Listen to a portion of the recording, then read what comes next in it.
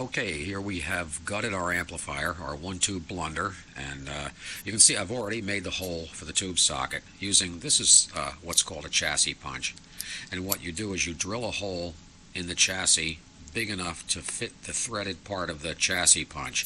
The chassis punch comes apart, and what you do is you put the bottom half on the underside and you put the top cup on the top side, and you thread the whole thing together through the hole you drilled, and you put a big wrench on this, on the square nut part of this, and as you tighten it, the thing is drawn together and it pulls the bottom part up through the chassis and creates a new punched out hole. Then you have to drill the two holes for the mounting screws of the socket. Anyway, we have gutted this amplifier. The only thing I've left behind are the parts that we're going to reuse. We're going to reuse the volume control, we're going to reuse the tube socket and the original tube, the 25L6, the cathode resistor, which goes from pin 8 to ground. In this case, ground is pin 7 of the 25L6. We're keeping the original selenium rectifier right here, and we're keeping the first dropping resistor that comes off the 25L6. All the other parts are gone. We're not reusing them, we're throwing them away. You'll notice this is one of the wires from the big filter capacitor, usually a big yellow cap with 3 leads on it.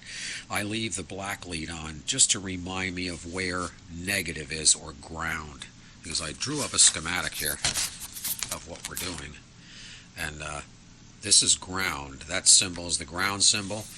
This is the chassis symbol. Chassis is isolated. The metal frame that holds everything is isolated from the AC line. Excuse me. What couples the chassis ground to actual electrical ground is a capacitor. Everything goes through this capacitor. So you might get a tingle from it, but it's safe. Sometimes the chassis owe death.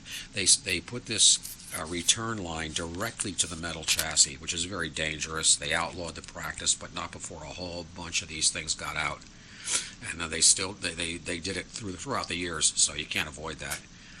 But anyway, this shows the whole schematic of what we're doing here. We're adding this tube. This is existing circuit, right, or basically existing circuit, and we're adding this stage of amplification. This is the cartridge through the volume control, through the first capacitor, into the grid of this new 6AV6. The signal leaves the plate, goes through another capacitor to the grid of the output tube, which is now the output tube. It used to be the tube, the all-purpose tube. Now it's just an output tube. And there you have that. The parts we need are right here in this bucket, right here.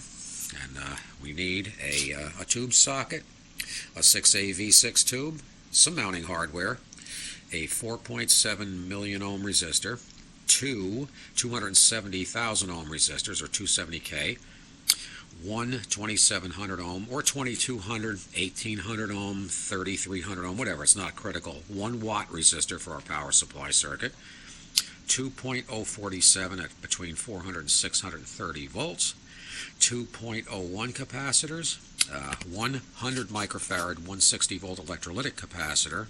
That's to replace one section of the one we took out, the big can. Today they're much smaller. It's these things here. They're much smaller, easier to work with. And a 47 microfarad at 160 volt for the other electrolytic. A 0.02 capacitor. This will go across the output transformer to kind of attenuate the high frequencies a little bit so it doesn't squeal and doesn't get too bright. And I like to put in a terminal strip, one of these things here, and just to mount the parts on, the new parts on. It makes it neater looking. We have plenty of room in here to do it. Sometimes you don't have enough room, but you know, in most cases you do have enough room to do it. So okay, we're going to start very soon putting this together.